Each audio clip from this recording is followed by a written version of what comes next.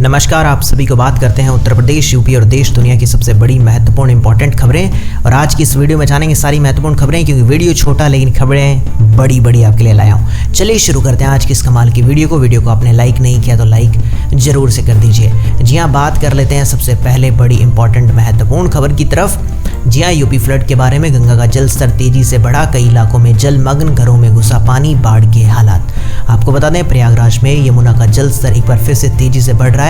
बुधवार रात 8 बजे नैनी में यमुना का जल स्तर जो बताएं 2.5 सेंटीमीटर प्रति घंटा बढ़ रहा है। और संगम के पास गंगा भी तेजी से बढ़ रही है और छतनाग में वृद्धि देख गंगा के फिर बड़े हनुमान मंदिर के करीब पहुंचने की संभावना। जी हाँ, ये काफ़ी चीज़ें ऐसी देखने को मिल रही है जिससे थोड़ा सा डर लग रहा है कहीं बाढ़ ना आ जाए।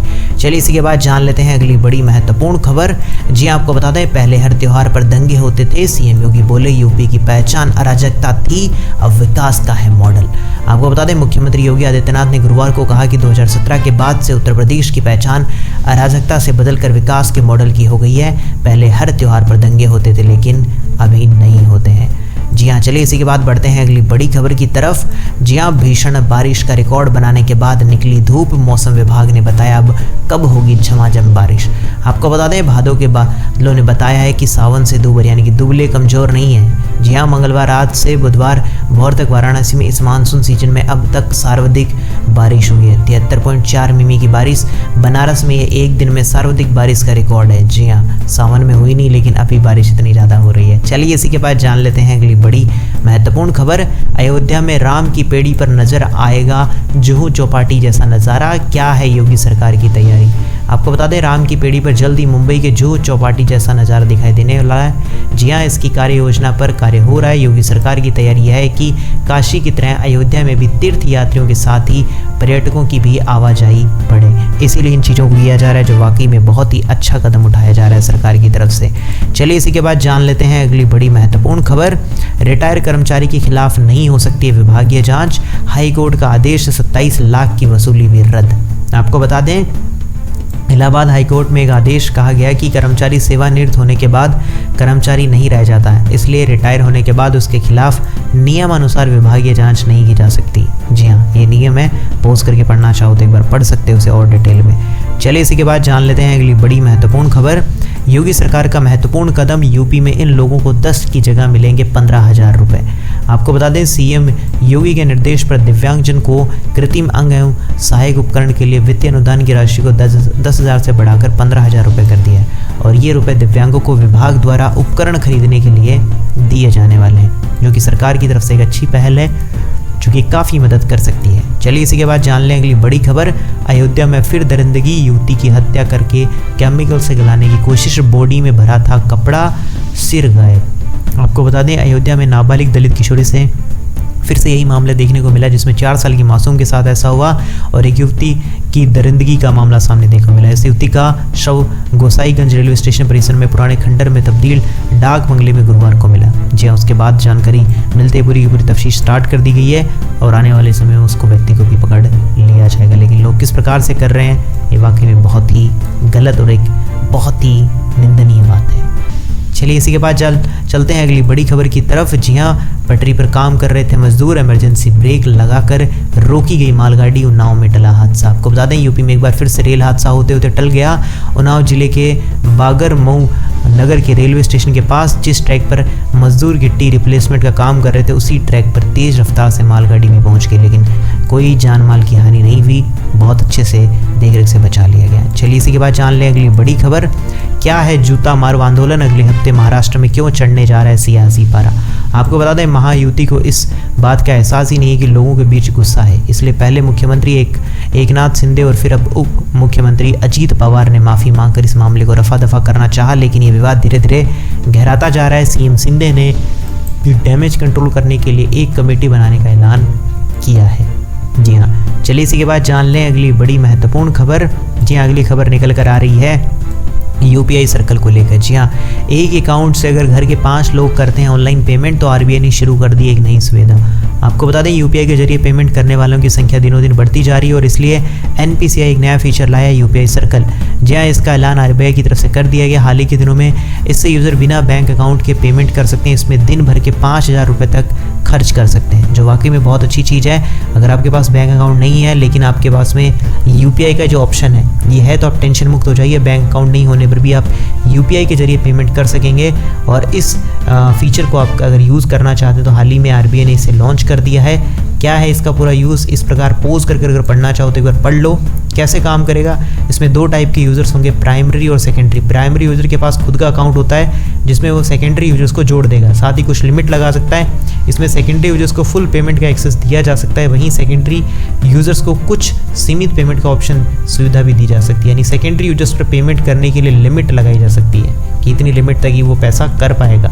और वाकई में ये चीज़ वैसे तो बहुत अच्छी है, जिससे एक फ़ायदा मिलेगा। और वहीं ट्रांजैक्शन के लिए यूपीआई पिन की भी ज़रूरत पड़ेगी। जी हाँ, और आपको बता दें ये पेमेंट तब तक पूरी नहीं होगी जब तक प्राइमरी अकाउंट होल्डर पेमेंट को अप्रूव नहीं करता। यानी एक रिक्वेस्ट आएगी, जैसे ही वो उसे अप्रूव कर देगा वैसे ही वो वहाँ पे पेमेंट सक्सेसफुल हो जाएगी। बस ये फ़ायदा रहेगा। वाकई में वैसे चीज़ तो अच्छी है, काम की है। जिनके पास सिर्फ अकाउंट नहीं रहते उनको फ़ायदा मिल सकता है। पोस्ट करके और डिटेल में पढ़ लीजिएगा। चलिए मैं इसी के बाद बढ़ता हूँ अगली बड़ी महत्वपूर्ण खबर। जी हाँ, ज़्यादा कॉल और एसएमएस करने वाले को नापा जाएगा। जी हाँ, आपको बता दें ट्राई का एक नया प्लान आ चुका है, सीधे बंद होगा सिम कार्ड। आपको बता दें telecom regulatory authority of India की तरफ से फर्जी कॉल मैसेज का लगाम लगाने के लिए नया कानून तैयार हो चुका है। और इस मामले में ट्राई ने एक कंसल्टेशन पेपर तैयार कर दिया, जिसके तहत एक दिन में 50 से ज़्यादा कॉल और एसएमएस भेजने वालों की जांच की जाएगी, क्योंकि यह टेलीकॉम मार्केटिंग वाले कॉल्स और मैसेज हो सकते हैं जो मोबाइल यूजर्स को 10 डिजिट वाले पर्सनल नंबर से कॉल और मैसेज करके परेशान करते हैं।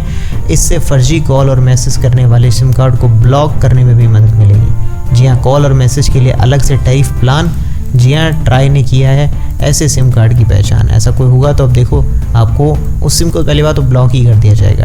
जी हाँ, वाकई में सरकार की तरफ से काफ़ी अच्छी पहल ली गई है। और डिटेल में जानना है तो पोस्ट करके पढ़ लीजिएगा। मैं बढ़ता हूँ इसी के बाद अगली बड़ी खबर। जी हाँ, मुकेश अंबानी लाएंगे स्वदेशी जियो टीवी ओएस। जी हाँ, आपको बता दें अब आएगा टीवी देखने का असली मज़ा। एलजी और सैमसंग की बढ़ने वाली है टेंशन। आपको बता देना चाहते हैं मुकेश अंबानी ने मोबाइल के बाद अब स्मार्ट टीवी सेगमेंट में बड़ा ऐलान कर दिया, जिससे देश के स्मार्ट टीवी देखने का अंदाज ही बदल देंगे। जी हाँ, स्मार्ट टीवी पर अच्छा कनेक्ट है और पहले से सस्ता होने वाला है। मुकेश अंबानी की तरफ से भारत का पहला स्मार्ट टीवी यानी कि जो मोबाइल ऑपरेटिंग सिस्टम है जियो टीवी ओएस।